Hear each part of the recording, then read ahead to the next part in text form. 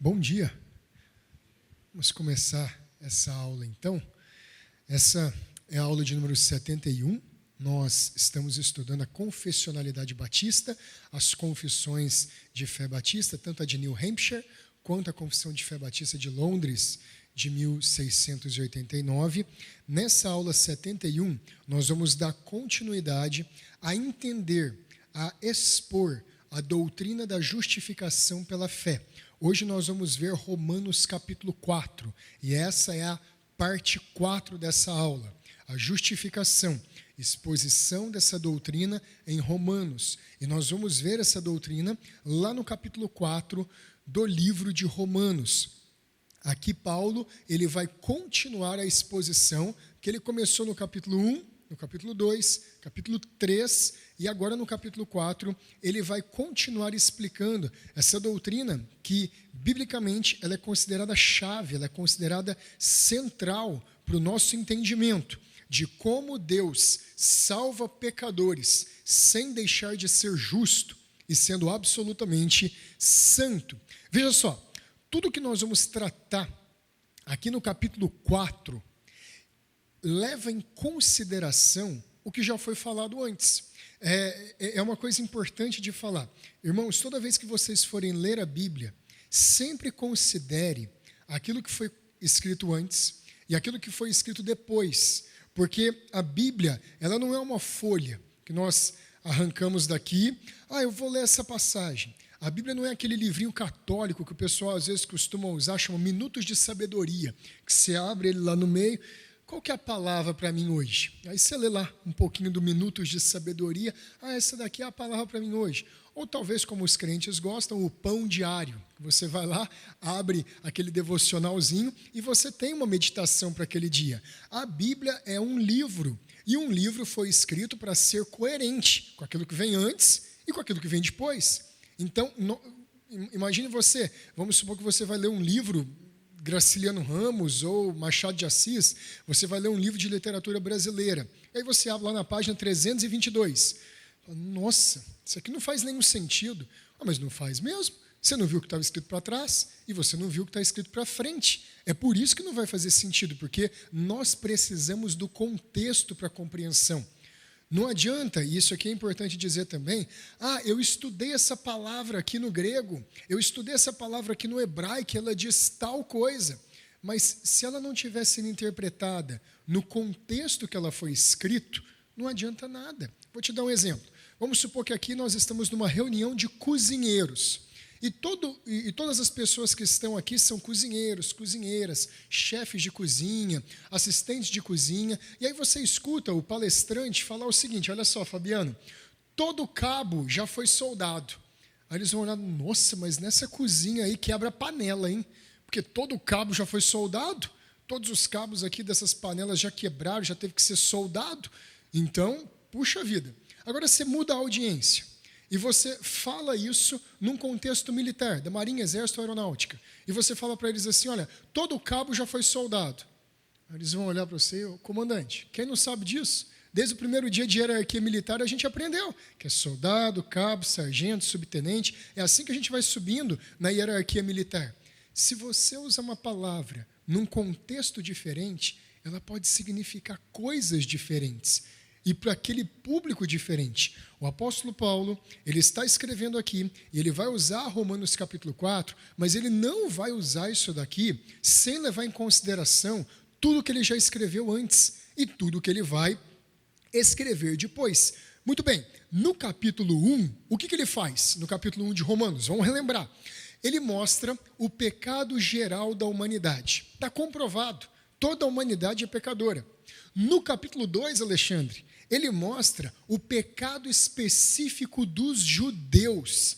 E ele demonstra que conhecer a lei não torna os judeus justos. Porque os judeus se consideravam, gente, justos. Nós temos Moisés, nós somos da descendência de Abraão, nós somos de Judá, Levi, Naftali, Dan, nós somos de Benjamim. E eles se consideravam justos simplesmente por terem uma família, por terem uma linhagem, uma descendência que era proveniente dos patriarcas, de Abraão, Isaque e Jacó. E aí Paulo vai dizer, não, vocês também não são justos só por ser judeus e só por conhecer a lei. Conhecer a lei não torna ninguém justo. O capítulo 3, do versículo 1 até o versículo 19, o apóstolo Paulo mostra que tanto judeus, o povo de Deus, o povo da aliança de Deus do Antigo Testamento, quanto os gentios, romanos, árabes, gregos, todos eles são declarados, de acordo com provas nas Escrituras do Antigo Testamento, como pecadores. E todos os homens estão completamente perdidos. E todos os homens merecem a justa punição, a justa pena por causa dos seus pecados. Está comprovado. Paulo, ele mostrou completamente essa realidade no capítulo 3 até o versículo 19. Do versículo 20 para frente, do versículo 20 até o 31 do capítulo 3, ele expõe a doutrina da justificação pela fé. Foi o que a gente estudou na aula passada.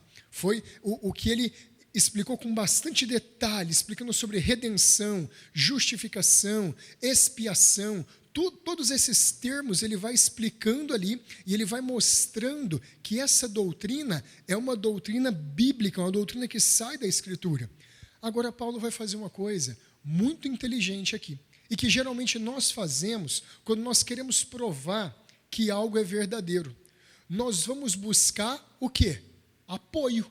Quando você faz um trabalho na escola e você quer comprovar que aquele trabalho está certo, você vai fazer o quê? Você vai procurar outros autores, outras pessoas que escreveram também sobre aquele assunto e que mostram o mesmo ponto de vista seu.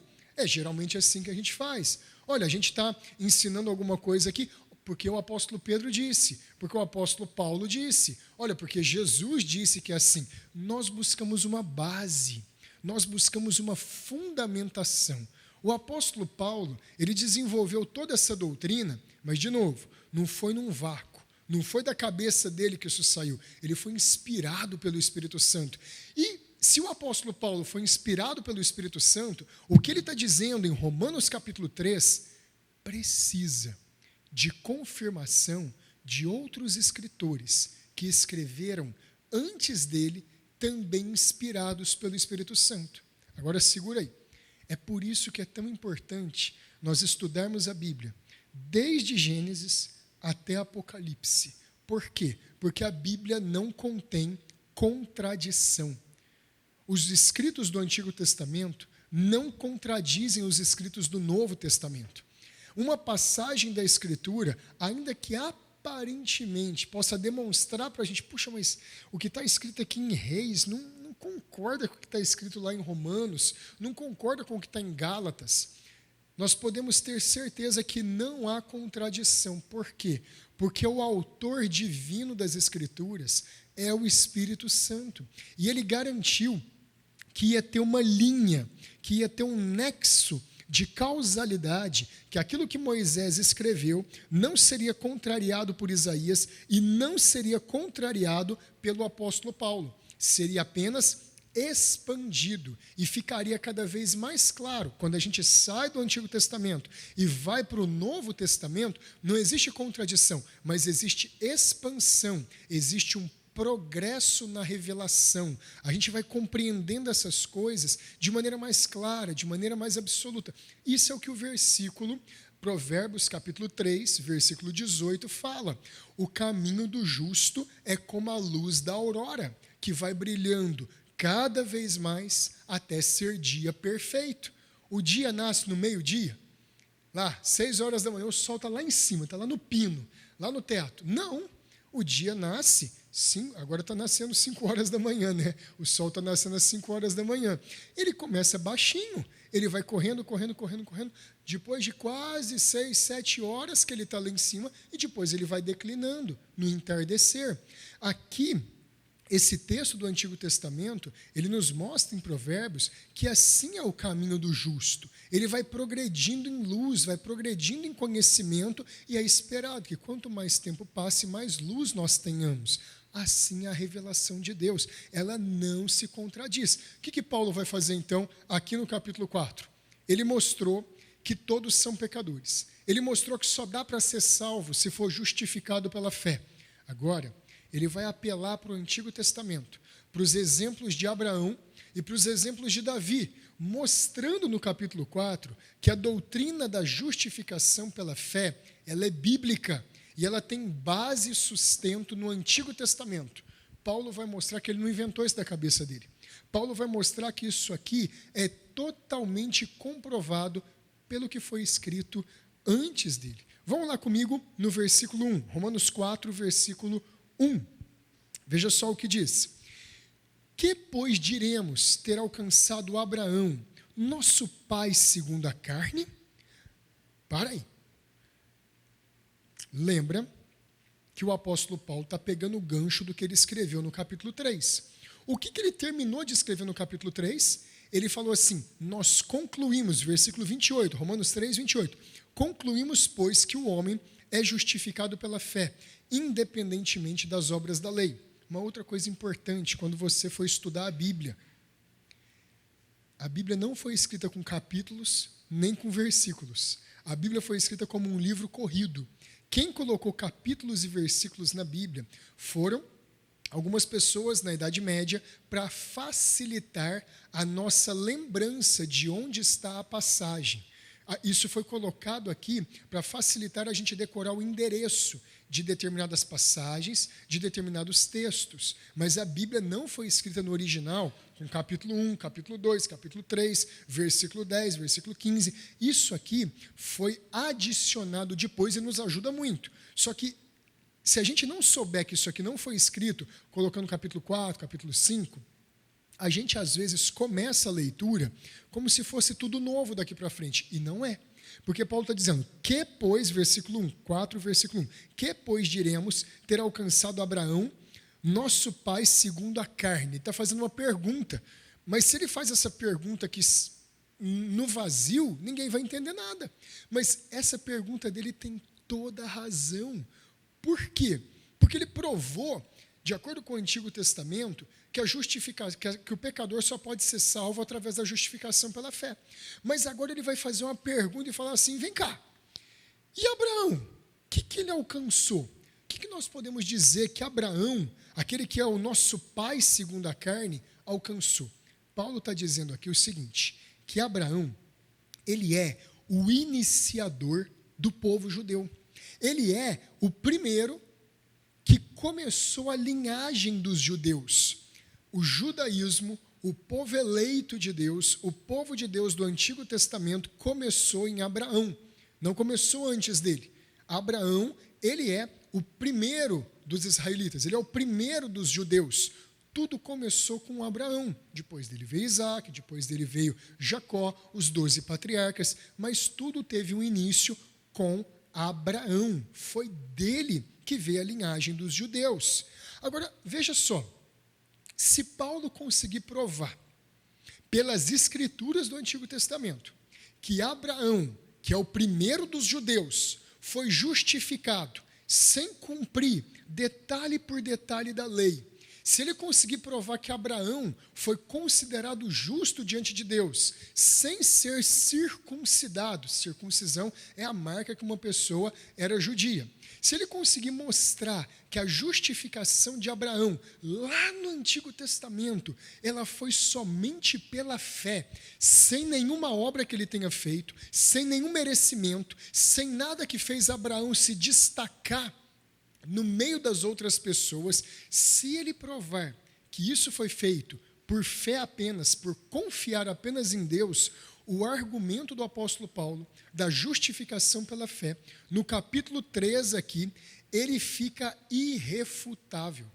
É como se Paulo ele desse um nó nos judeus, e ele mostrasse para os judeus assim, vocês gostam do templo, gostam de oferecer sacrifício, vocês se gloriam porque vocês têm a lei de Moisés, vocês sabem a verdade de um jeito diferente dos gregos e dos romanos, vocês são os doutores da lei. Perfeito. Quem começou o povo de vocês não foi justificado por guardar toda a lei, porque a lei nem existia. A lei veio 430 anos depois de Abraão. Aí era como se Paulo ele destruísse o castelo de carta dos judeus. E ele mostrasse assim, olha, aquilo que vocês estão tão orgulhosos, essa soberba religiosa, ela é destruída. Porque eu posso provar para vocês de uma maneira irrefutável que Abraão, ele foi salvo por uma fé simples, por uma fé como de uma criança. Ele ouviu a Deus, ele ouviu o que Deus requereu dele, ele obedeceu o mandamento de Deus e Deus o considerou justo porque ele obedeceu. Gente, tem palavras difíceis na Bíblia, tem doutrinas difíceis na Bíblia, mas não é difícil de ser salvo. Não é complexo de ser salvo. E aqui Paulo está mostrando de um jeito mais complexo, com uma linguagem mais elaborada, mas ele está mostrando que Deus requer para a salvação é a fé como de uma criança. Filho, pode vir que o papai segura. Foi isso que Deus falou para Abraão em outras palavras. Filho, pode dar a mão para o papai, que eu vou te guiar pelo caminho certo. Abraão deu a mão fraca dele de carne para o pai forte espiritual. E o pai forte espiritual dele guiou ele por todos os caminhos que ele deveria andar. É uma fé simples. Não é uma fé simplória nem uma fé tola, mas é uma fé simples. É uma confiança absoluta em Deus, que Ele pode fazer o que Ele prometeu. Veja o versículo 2 e 3 para a gente avançar. Porque, se Abraão foi justificado por obras, tendo que se gloriar, porém não diante de Deus. Pois, o que diz a Escritura? Qual que é o testemunho que a Escritura dá a respeito de Abraão? Olha aí, Abraão creu em Deus, e isso lhe foi imputado para a justiça. O testemunho que a Escritura dá não é, Abraão fez tudo certinho, Moisés. Abraão obedeceu 100%, obedeceu tudo corretamente. Abraão foi impecável. Não é isso que a Bíblia diz. A Bíblia diz que Abraão creu. A Bíblia diz que Abraão confiou. A Bíblia diz que ele obedeceu. E qual que é a consequência de Abraão ter crido? Qual que é a consequência de Abraão ter obedecido? Isso lhe foi imputado para a justiça. A obediência de Abraão, ela foi imputada. Gente, o que é essa palavra imputada? Ela apareceu aqui a primeira vez. No grego, essa palavra é logizomai. E ela significa, isso foi contado na conta dele. Foi creditado. Ele estava com a conta dele. Isso aqui é interessante. A conta de um pecador, imagina a conta bancária. A conta de um pecador, ela não está zerada, Francis. Ela está negativa. Ele está no cheque especial. Vixe, está ruim para o pecador. Ele está no cheque especial e está devendo, gente. E o juro é alto, viu? O juro é alto do pecador. Está lá no vermelho, no vermelho. A conta de Abraão estava assim, no cheque especial, estava no vermelho. Ele estava em débito, ele estava devendo para o banco, não tinha dinheiro suficiente. Aí o que acontece? Essa palavra imputação, ela significa você pegar alguma coisa da conta de outra pessoa e colocar na conta de alguém que está devendo. Então foi reconhecido, foi computado para Abraão que ele poderia estar agora com a conta dele zerada, a dívida foi paga, mas não só zerada, ainda ficou uma gordura, ainda sobrou um pouquinho. E sobrou um pocão, gente, porque na verdade essa doutrina da justificação é que todos os méritos e tudo que Cristo fez é colocado na nossa conta. Então, de devedor para o banco, sabe o que você vira? Filho do dono do banco. Todo o dinheiro é seu. Todo o dinheiro passa a ser seu. Você deixa de ser um devedor que está devendo para o banco, e quando a justiça de Cristo foi imputada a Abraão, ele passou a virar filho do dono daquele banco. Quando a justiça de Cristo é imputada a nós, nós deixamos de ser zeros à esquerda, Zé Ninguéms, condenados, e nós nos tornamos filhos do dono e criador e do possuidor desse mundo. Isso aqui é maravilhoso de ver. Então, foi imputado a Abraão isso. Agora, presta atenção. Se fosse pelo mérito de Abraão que ele fosse justificado, por merecer, porque Abraão é um cara bom, Abraão é um homem santo, é um homem correto, ele é um homem impecável, Abraão poderia se orgulhar da sua perfeição. Porém, nós sabemos que Abraão, ele foi um pecador. E ele só foi salvo por crer naquilo que Deus havia prometido para ele. A salvação não é porque nós merecemos, porque nós atingimos um padrão e chegamos onde Deus quer. A salvação, ela acontece, a justificação acontece quando nós acreditamos, quando nós cremos, confiamos naquilo que Deus prometeu. Agora, o que Deus prometeu? Deixa marcada essa página aqui. Vai lá em Atos capítulo 7. O que Deus prometeu para Abraão?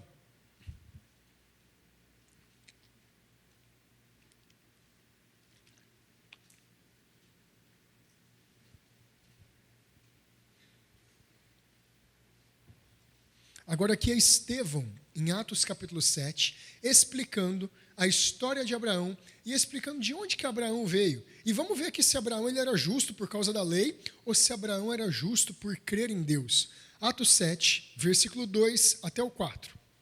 Estevão respondeu: varões, irmãos e pais, ouvi, o Deus da glória apareceu a Abraão, nosso pai, quando ele estava na Mesopotâmia, antes de habitar em Harã, e lhe disse: sai da tua terra, da tua parentela, e vem para a terra que eu te mostrarei.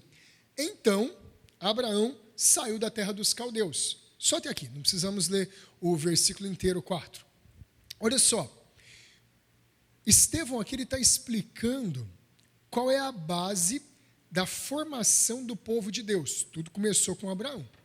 Aí ele vai explicar o seguinte, que o Deus da glória, então você percebe que Estevão ele começa a pregação dele colocando Deus lá no alto, colocando Deus lá em cima, fazendo Deus estar no lugar que ele sempre deve estar, o Deus da glória. Ele é o Deus acima de todas as coisas. Esse Deus fez o quê? Ele apareceu para Abraão. Se Deus não tivesse aparecido para Abraão, Abraão estava lá até hoje na Mesopotâmia, perdido, sem Deus, sem Cristo, sem conhecimento nenhum das coisas de Deus. Preste atenção, para você, se Deus não tivesse aparecido a você através da leitura da Escritura, através da pregação de algum amigo, de algum pastor, de alguma amiga, se Deus não tivesse aparecido a você através da luz do Evangelho, se Ele não tivesse decidido sair das sombras e se manifestar a você de uma forma que você compreendesse, nenhum de nós conheceria Deus. É um ato da graça Deus se manifestar. É um ato da bondade dele. Ele se revela. Ele sai das sombras e aparece na luz. E ele se mostra para nós. Deus apareceu a Abraão. Mas apareceu para Abraão onde? Lá na Mesopotâmia. Antes dele morar em Harã. E ele mandou Abraão deixar a terra dele, a parentela dele, e mandou ele ir para a terra que Deus lhe mostraria. E então Abraão saiu de onde? Da terra dos caldeus. O que é isso aqui? Não, onde que Abraão morava? Abraão morava na Babilônia. Era lá que ele morava. Mesopotâmia significa caminho entre dois rios, é uma palavra grega. É entre o rio Tigre e o rio Eufrates. Babilônia. Aí você lembra de Nabucodonosor, Daniel, Ezequiel, Isaías, Jeremias. Você lembra daquele povo cruel e aquele povo que retrata o inimigo do povo de Deus. E se a gente lembrar um pouquinho mais, lá de trás, de Gênesis capítulo 9, nós vamos lembrar que foi construída uma torre de Babel. E Babel em hebraico significa confusão. De onde que Deus tirou Abraão? Da confusão, da escuridão, da cegueira. O argumento de Paulo aqui para um judeu, imagina agora você sendo judeu, naquela época que Paulo está escrevendo a carta aos Romanos, no capítulo 4, e Paulo está escrevendo aqui, está esclarecendo para eles e está mostrando, vem cá, Abraão, ele saiu de onde mesmo? De Belém, né? Abraão saiu de Jerusalém. Não, Abraão saiu de onde mesmo? Paulo, Abraão saiu do lixão. Abraão saiu da bodega lá, da quebrada. Abraão saiu de onde? Abraão saiu da Mesopotâmia. Abraão era idólatra, meus irmãos. Abraão, ele era um homem que estava perdido. Ele não tinha conhecimento de Deus. Ele pecava tanto quanto todas as pessoas de Babel, a cidade da confusão, pecavam. Abraão não veio para Deus porque ele era melhor do que os demais. Abraão veio a Deus de um estado de confusão, de um estado de perdição. E se não fosse Deus interferindo na vida de Abraão, Abraão continuaria naquele estado e não seria salvo. Se não fosse Deus interferindo na sua vida e na minha vida, nós continuaríamos perdidos. Essa é a verdade.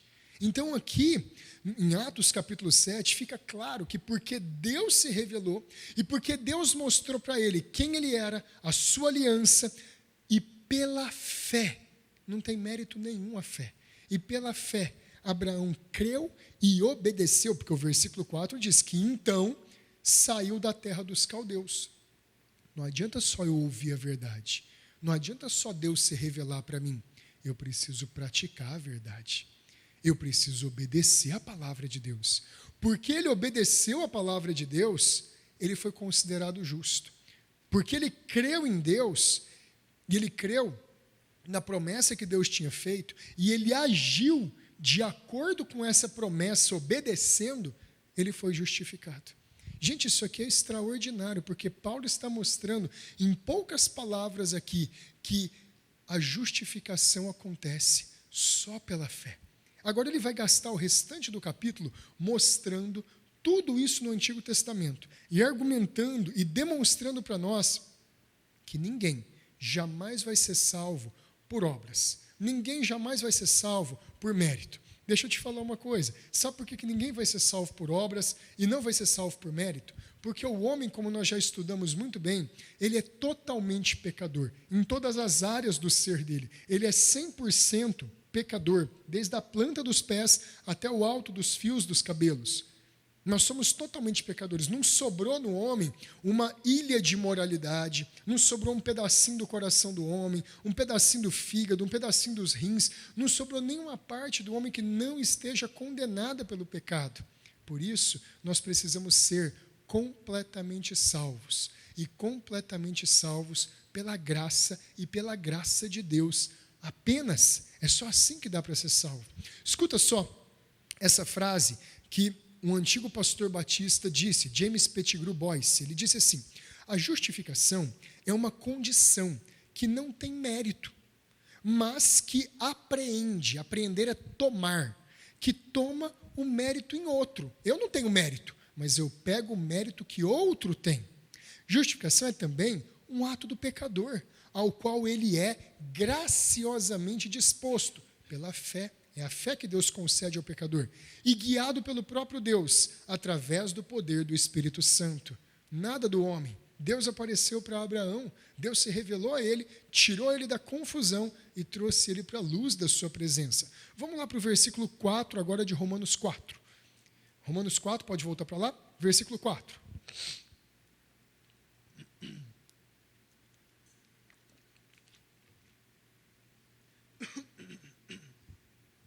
Paulo vai explicar aqui o que ele disse antes. Romanos 4:4. Ora, ao que trabalha, o salário não é considerado um favor, e sim uma dívida. Mas ao que não trabalha, porém crê naquele que justifica o ímpio, a sua fé lhe é atribuída, imputada, como justiça. Gente, Paulo está usando um exemplo aqui que todo mundo conhece. Você trabalhou, Mike? Empacotou as coisas, fez direitinho, arrumou tudo lá, despachou o pedido. Chega no final do mês, o santo de Deus não te paga, porque o Mike trabalha por irmão também que é crente. Você fala, peraí, patrão, como é que nós vamos fazer isso aqui? Eu trabalhei, eu vim todos os dias aqui, no horário que o senhor falou que começava o serviço, eu saí no horário que o senhor falou que terminava o serviço, eu trabalhei direitinho, eu fiz o que o senhor pediu que eu fizesse, agora, peraí, cadê o faz-me rir? Cadê o pagamento? É a mesma coisa que Paulo está dizendo aqui. Quem trabalhou para ser pago pelo seu salário, o salário não é considerado uma graça. Você não chega no final do mês e fala ao patrão, puxa, patrão, muito obrigado, eu não mereci isso aqui não, mas o senhor me deu, que coisa boa. Não, eu trabalhei por causa disso daqui. Eu trabalhei, eu fiz um serviço. Aí você vai lá e faz um serviço elétrico, Francisco. Aí o homem vai te pagar e você fala, nossa, muito obrigado, eu não mereci. Não mereci, eu suei, eu tomei choque, eu fiz um punhado de coisa, eu mereci esse pagamento. É claro que eu mereci, eu trabalhei para ele. Paulo está dizendo aqui o seguinte, olha, o salário não é considerado um favor para quem recebe, se ele trabalhou. Agora, peraí, e se ele não trabalhou? Ele não trabalhou, ele não fez o que devia ser feito. Aí chega lá no final do mês, ele recebe exatamente igual o Mike e o Francisco recebem. Aí todo mundo vai olhar e fala assim, mas como? Como é que ele faz isso? Por que ele recebeu esse salário? Tem um detalhe. Ele recebeu esse salário porque alguém trabalhou no lugar dele e o salário desse alguém, que é Cristo, Cristo trabalhou no nosso lugar. O salário de Cristo que trabalhou no nosso lugar foi colocado na nossa conta. Foi isso que foi feito. Percebe? É difícil a linguagem que o apóstolo Paulo usa aqui em Romanos 4, mas quando a gente vai explicando e vai esmiuçando isso, fica fácil. E a gente vê a beleza da salvação de Deus. Cristo trabalhou por nós. Ele se desgastou.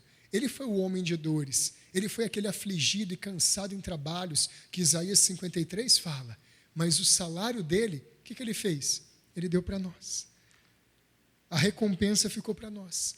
As dores ficaram para ele. A condenação ficou para ele. A dificuldade ficou para ele. E para nós ficou o salário dele. Paulo está usando esse exemplo para mostrar que a recompensa que foi dada para Abraão não foi por um merecimento dele, mas porque ele creu em Deus. Então, quando nós cremos em Deus e no Evangelho de Cristo, o salário de Cristo é colocado para a nossa vida. E nós somos tornados, sendo pecadores, justos diante de Deus, por aquilo que Cristo fez. Fé salvadora não é uma ação humana, nós não trabalhamos para produzir ela. Fé salvadora é uma obra e é uma graça, é um dom que Deus dá. E Ele concede isso sem nenhum mérito. Vamos para o versículo 6, agora ele vai dar um outro exemplo. E é assim também que Davi declara ser bem-aventurado. Davi, ele faz uma declaração no Antigo Testamento, o apóstolo Paulo está dizendo, que é bem-aventurado, que é feliz, que é honrado, que é beneficiado. Quem? O homem a quem Deus atribui justiça, a quem Deus imputa justiça, independentemente de obras. Mais um exemplo Paulo vai dar, mostrando de justiça sem obras. Aonde que está? Versículo 7.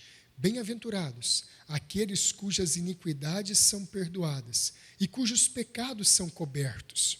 Bem-aventurado o homem a quem o Senhor jamais imputará pecado. Esse texto aqui ele é maravilhoso. Eu só vou olhar aqui para não correr o risco de falar errado. Eu acho que ele é do Salmo 32. É isso mesmo. Salmo 32, versículo 1 e 2. É um texto de arrependimento de Davi. Ele tinha pecado, cometido adultério e assassinado Urias. E ele vem aqui, nesse Salmo 32, e ele fala, bem-aventurado. Gente, olha só. Nós merecemos a condenação. Nós merecemos a punição. Só que Deus, Ele resolve perdoar. Ele resolve dar graça. Ele resolve dar misericórdia. Ele resolve dar bondade em lugar da justa condenação. Por que Ele resolve fazer isso? O versículo 8 diz, bem-aventurado o homem a quem o Senhor jamais imputará pecado. Não é que Deus, Ele olhou, fez vista grossa, deixa isso para lá, não vou me indispor não. Não fará justiça o juiz de toda a terra, Gênesis 18 fala. Ele faz justiça, mas Ele fez justiça em quem? No Filho dEle. Ele fez justiça em Cristo. O que Ele não cobrou de mim e de você, Ele cobrou de Cristo.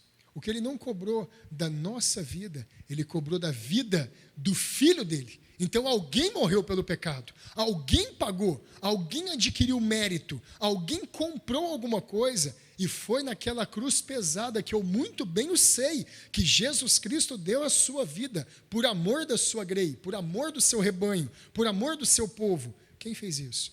Cristo. Ele comprou, Ele fez essa obra de mérito, nós não.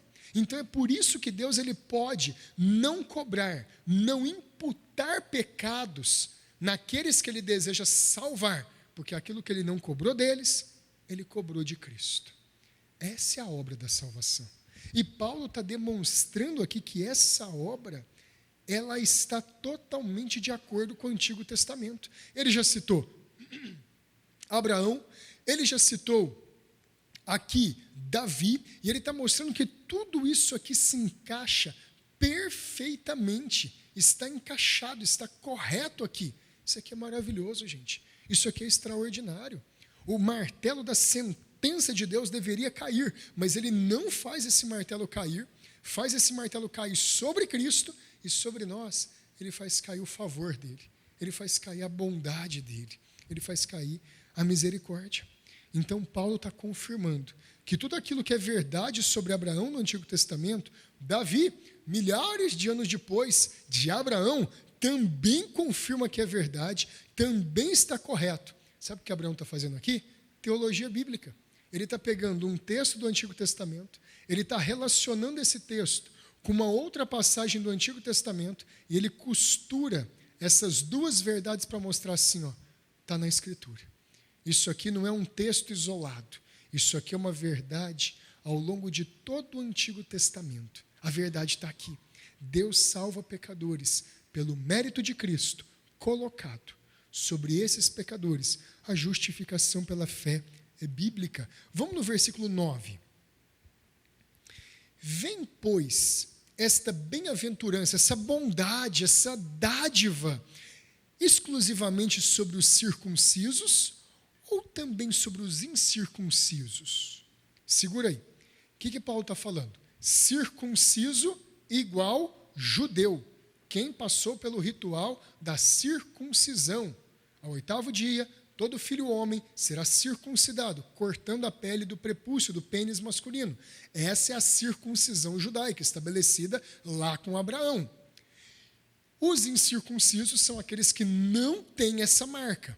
Tá bom. Aí Paulo pergunta, e aí?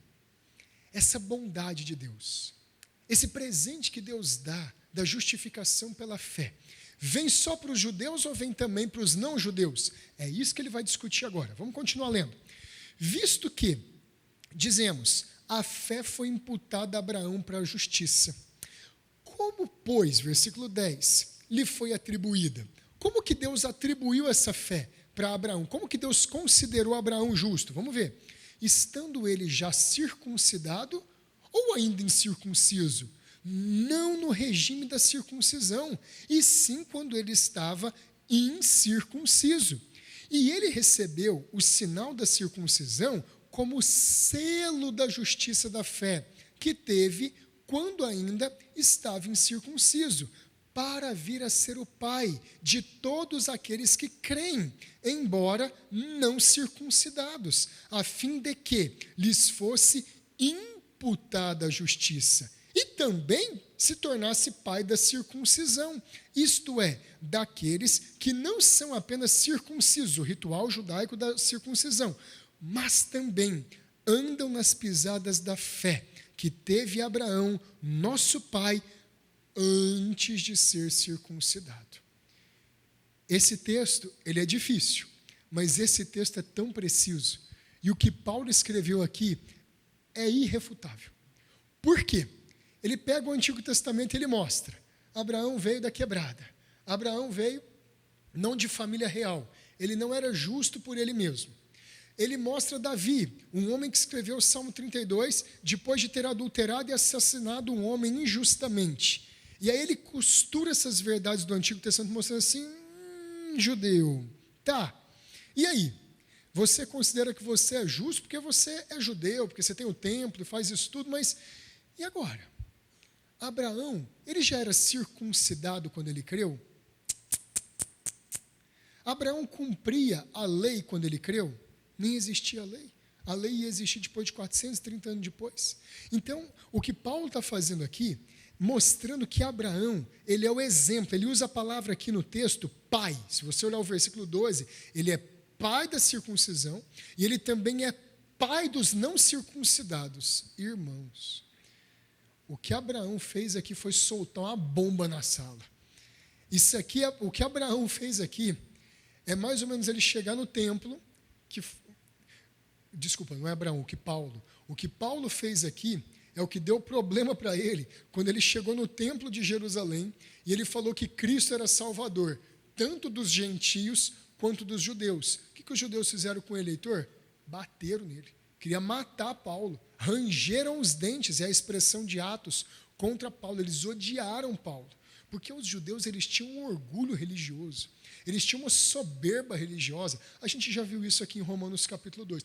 Não sou como esse incircunciso, não sou desse jeito. Lembra lá da parábola do fariseu e do publicano, do cobrador de impostos? Ó Deus, graças eu te dou, porque não sou como os demais homens, pecadores. Olha o jeito que o judeu orava. Imagina você orando desse jeito, Fabiano. Você chega para Deus, eu te dou graças, que eu não sou tão pecador igual o pastor Danilo. Eu te dou graças, Deus, que eu não sou tão mal quanto a minha esposa. Senhor, eu te louvo. Aí Deus falou assim, filho, quer participar da Trindade? Vamos chegar para cá, você é perfeito. Eles tinham esse entendimento, eles tinham essa ideia, era isso que estava no coração deles. Eles não confiavam em Deus, eles confiavam neles mesmos. E Paulo está mostrando que isso era uma idolatria da pior espécie. Aí Paulo vem aqui, ele risca o fósforo, acende a dinamite, ele joga na sala e fala assim, vem cá, Abraão, ele é pai. Aí todo judeu concorda que Abraão é pai. Só que ele é pai não só de vocês, ele é pai dos gentios também. Não, isso não. Aí de jeito, como é que ele é pai dos gentios?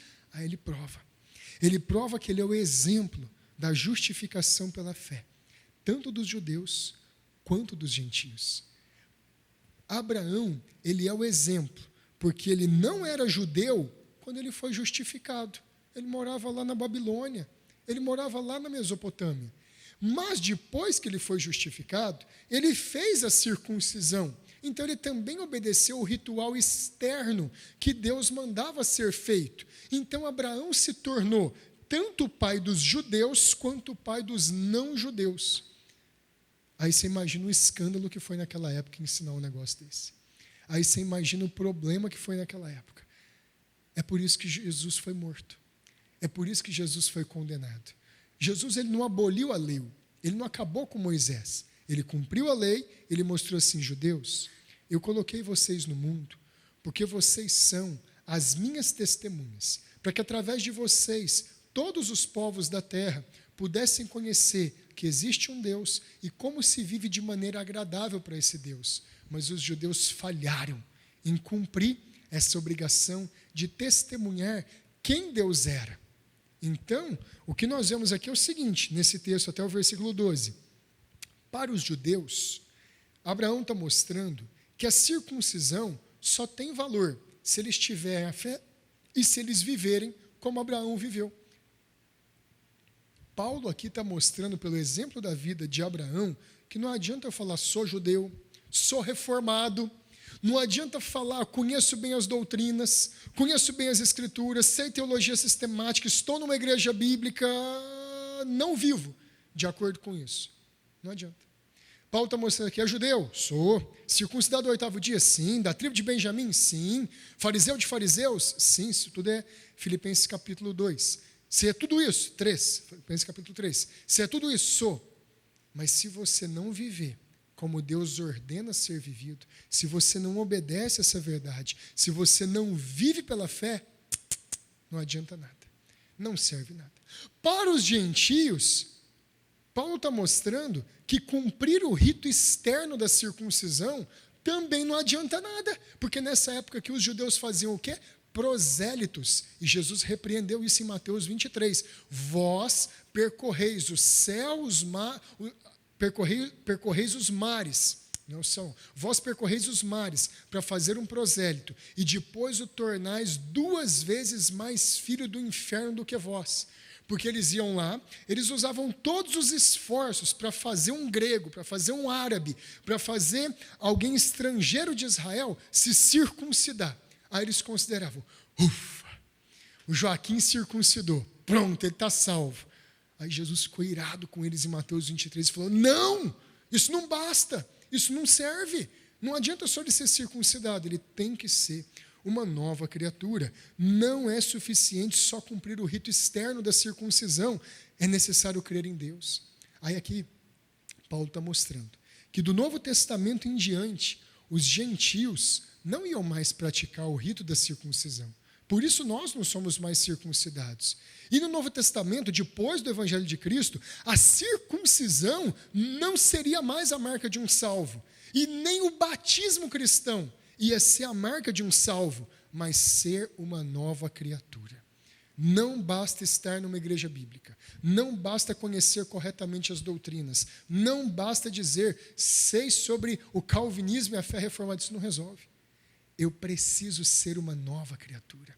Eu preciso ser uma nova vida. As coisas velhas têm que ter ficado para trás. E agora eu estou andando em novidade. Vamos avançar. Versículo 13. Não foi por intermédio da lei que a Abraão, ou a sua descendência, Isaque, Jacó e os patriarcas, coube a promessa de ser herdeiro do mundo, e sim, mediante a justiça da fé. Não foi através da lei, foi porque eles creram. Versículo 14. Pois, se os da lei é que são os herdeiros, anula-se a fé e cancela-se a promessa. Se eu fiz tudo certinho, eu vou receber porque eu trabalhei para receber. Agora, se eu não fiz, se eu sou pecador, aí eu tenho que esperar naquele que me ajuda. Versículo 15. Porque a lei suscita ira, mas onde não há lei, também não há transgressão. Esse aqui é um dos textos mais mal interpretados dessa passagem. Ele quer dizer de maneira simples que a lei não tem poder para produzir obediência. Só porque eu sei que alguma coisa é daquele jeito, não significa que eu tenho força para praticar aquela coisa daquele jeito. A lei, ela só mostra certo e errado. A lei não dá poder, a lei não dá capacidade para eu praticar aquilo que ela manda. A lei mostra pecado, mas ela não dá força para praticar aquilo que é contrário ao pecado. Como existe a lei, existe também a violação, para usar a palavra que Paulo fala aqui, a transgressão. A lei só faz com que eu transgrida, com que eu quebre, mas ela não me dá poder para obedecer. Assim, a lei só pode produzir julgamento. Ira, quando ele usa a palavra ira aqui, a lei produz ira, a lei produz julgamento, porque eu não sou capaz de praticar a lei, eu quebro a lei, logo eu mereço a punição que a lei fala que eu preciso. Então é impossível alguém alegar ou se dizer justo porque guardou a lei, porque não existe quem não quebre a lei e quem não peque. Paulo explicou isso aqui agora. Agora vamos no versículo 16. Essa é a razão por que provém da fé. O que provém da fé? A justificação. Para que seja segundo a graça, a fim de que seja firme a promessa para toda a descendência, não somente ao que está no regime da lei, os judeus, mas também ao que é da fé que teve Abraão, os gentios. Abraão é o exemplo da fé dos gentios também, porque Abraão é pai de todos nós. Aí Paulo arrumou briga. Abraão é pai de todos nós, como está escrito, por pai de muitas nações te constituí, perante aquele no qual creu, o Deus que vivifica os mortos e chama à existência as coisas que não existem. Abraão, esperando contra a esperança, creu para vir a ser pai de muitas nações, e não só dos judeus, segundo lhe fora dito, assim será a sua descendência. Aí Paulo ele mostra aqui com mais 2 versículos do Antigo Testamento o seguinte: vem cá, judeus, o que está escrito lá em Gênesis? Deus falou que Abraão é pai dos judeus? Não pode. Porque o nome Abraão, ele significa pai de várias nações. O nome de Abraão era Abraão antes? O nome dele era Abrão, igual a avenida aqui, Abrão Brickman, lá do Leporace. O nome dele era Abrão. O que Deus faz? Ele muda o nome dele para Abraão. E quando ele mudou o nome dele para Abraão, o nome dele passa a significar pai de muitas nações. O judeu não tem pão de correr. Ele só pode morder Paulo, mas não tem pão de correr. Porque ele está provando aqui, por texto após texto no Antigo Testamento, e pelo próprio nome de Abraão, que ele é pai de muitas nações. Ele é pai de muitos povos. Ele é o pai espiritual, não só do povo judeu, mas ele é pai de muitas gentes. Ele é pai de muitos gentios. Irmãos do céu, que revolução. O Novo Testamento foi uma revolução. A vinda de Cristo e a pregação dos apóstolos foi uma revolução. Isso aqui foi uma revolução de verdade. Isso aqui colocou o mundo de pernas para o ar. Porque o povo que era considerado mais religioso e o povo que era considerado mais justo no Antigo Testamento, eles começam a tomar repreensão após repreensão e mostrar que eles se tornaram exclusivistas, orgulhosos, vaidosos, e eles não estavam compartilhando a fé deles com as outras pessoas. Eles não estavam compartilhando a luz e a verdade que eles receberam de Deus com os colegas de escola, com os colegas de trabalho, com os familiares. Eles não estavam compartilhando, eles pegaram Deus, eles se fecharam com Deus ali, e eles não estavam sendo uma luz, um farol, para iluminar todos os povos e livrar os povos do engano e da perdição eterna. Paulo está falando aqui, Abraão não fez isso não.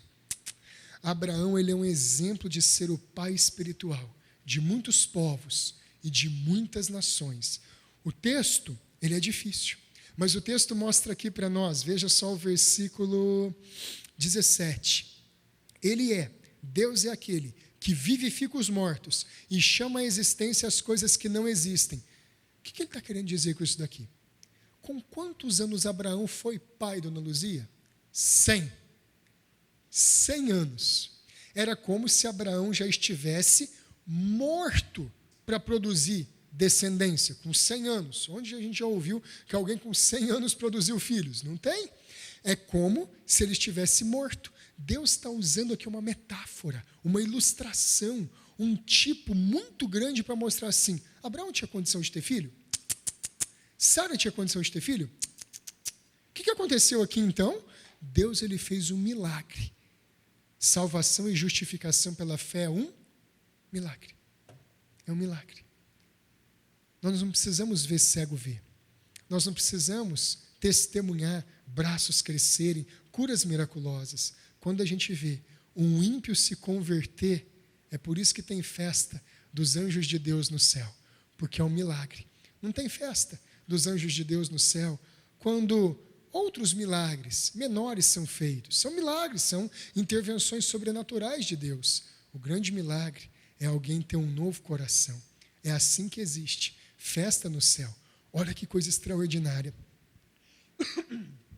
Abraão, ele virou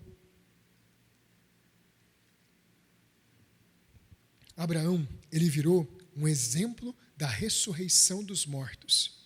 E chama à existência, versículo 17, as coisas que não existem. Existe bondade em nós, Alexandre? Não. Existe alguma coisa que o pecado não corrompeu em nós? Existe alguma área que o pecado não nos tocou? Não.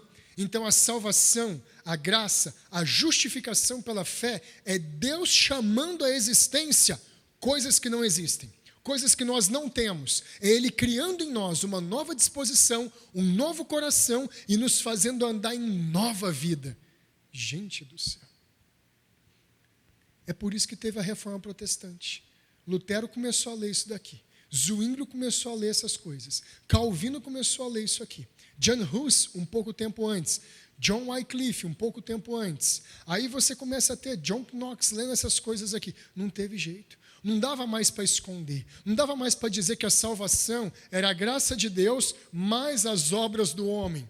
É por isso que aconteceu a reforma, porque eles começaram a entender claramente o Evangelho. Versículo 19. Diz assim, e sem enfraquecer na fé. Aqui está falando de Abraão, ele não enfraqueceu. Embora levasse em conta o seu próprio corpo amortecido, morto, ele não tinha condição de gerar com 100 anos. Sendo já ele de 100 anos, e a idade avançada de Sara, 75 Sara tinha. Imagina uma mulher de 75 anos sendo mãe.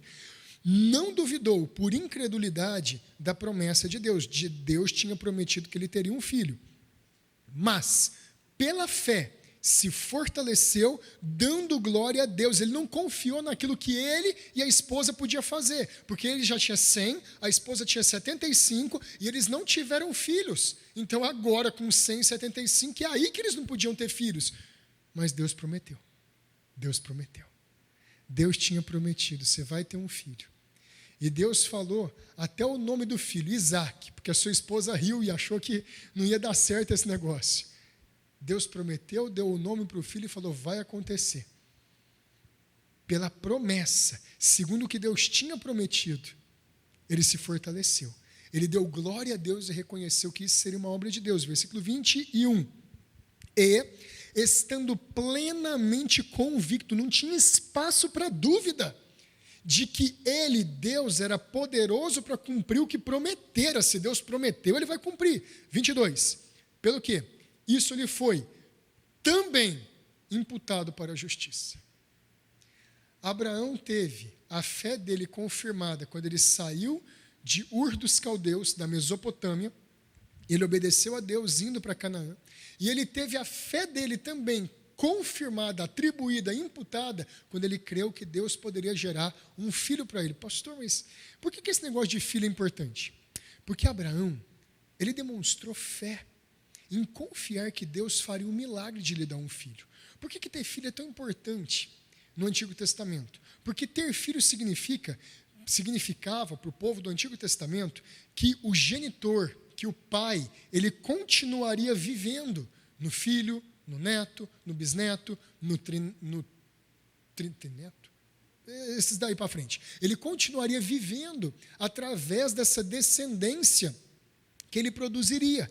Então a ideia aqui do Antigo Testamento, por isso que para eles ter filho era uma coisa tão importante, era a ideia de continuidade, de perpetuação. Ter filhos era uma ideia que você foi abençoado, você foi aceito. E, gente, até a ideia de imortalidade.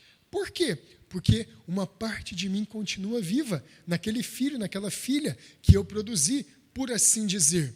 Deus, ele estava prometendo aqui para Abraão que a promessa não morreria com ele.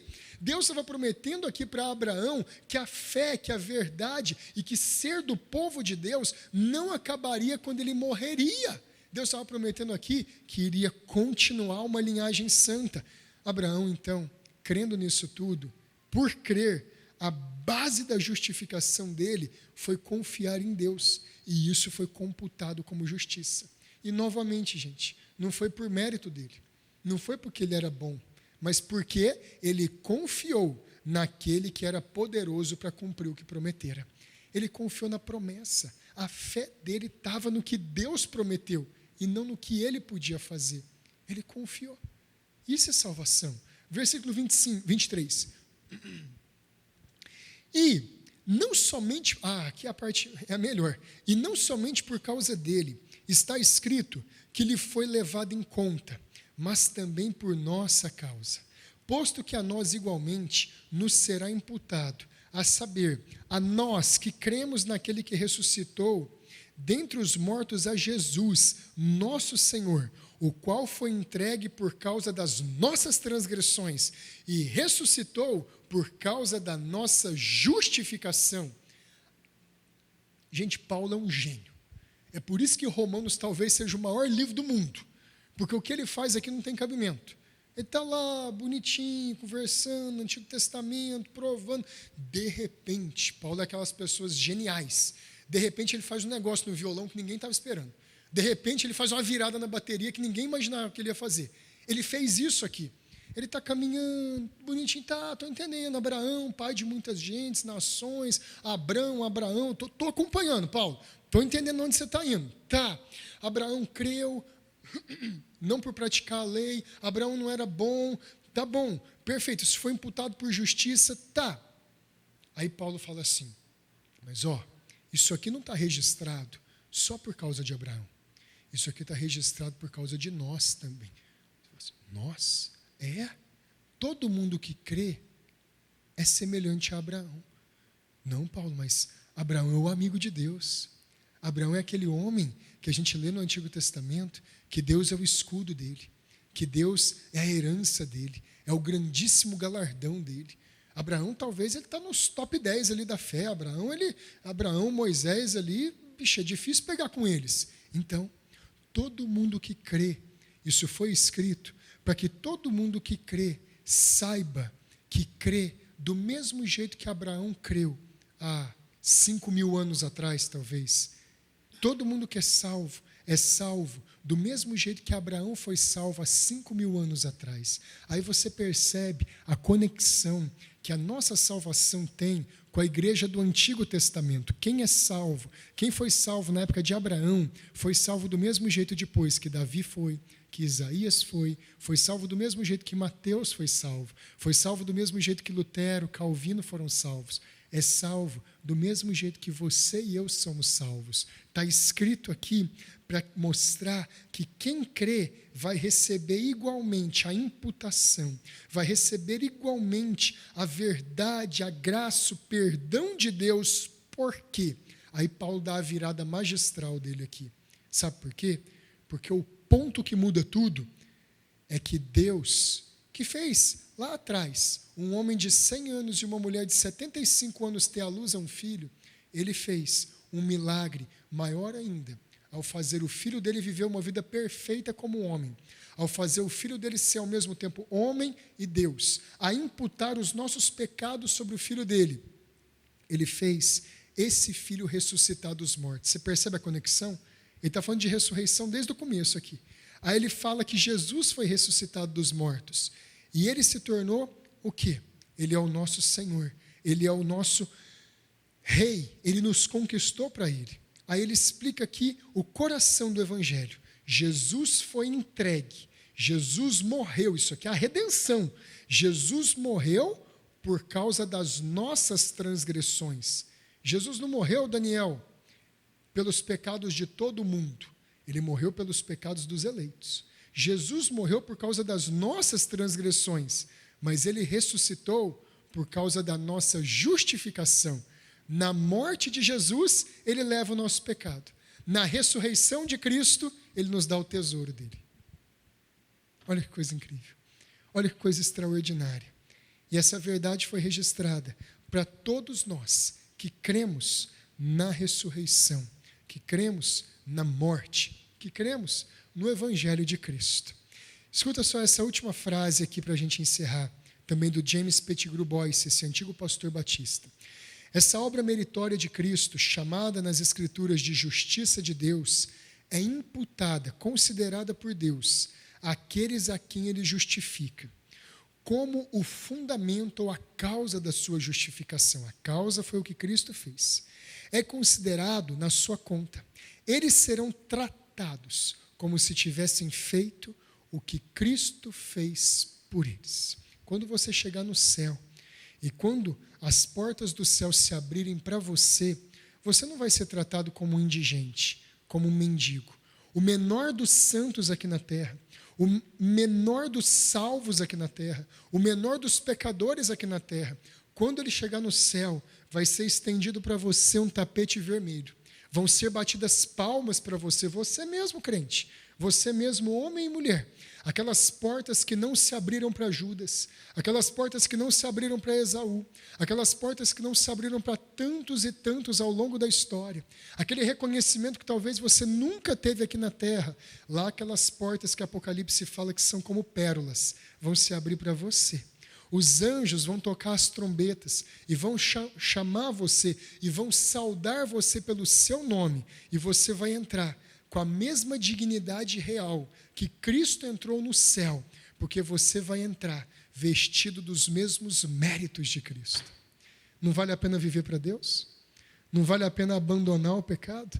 Não vale a pena odiar esse mundo? Irmãos, nosso lar está logo ali. A nossa casa está logo ali. Ela está chegando, está perto. Não vale a pena viver para Deus nesses poucos anos que ainda nos restam aqui na terra, para um dia recebermos a mesma recompensa que o nosso Senhor recebeu? Isso aqui é Romanos capítulo 4. Isso aqui é a doutrina da justificação no Novo Testamento. A aula que vem, na próxima semana, nós vamos ver a doutrina da justificação esclarecida no capítulo 5. E nós vamos ver o apóstolo Paulo mostrando que justificação pela fé produz certeza e segurança da salvação.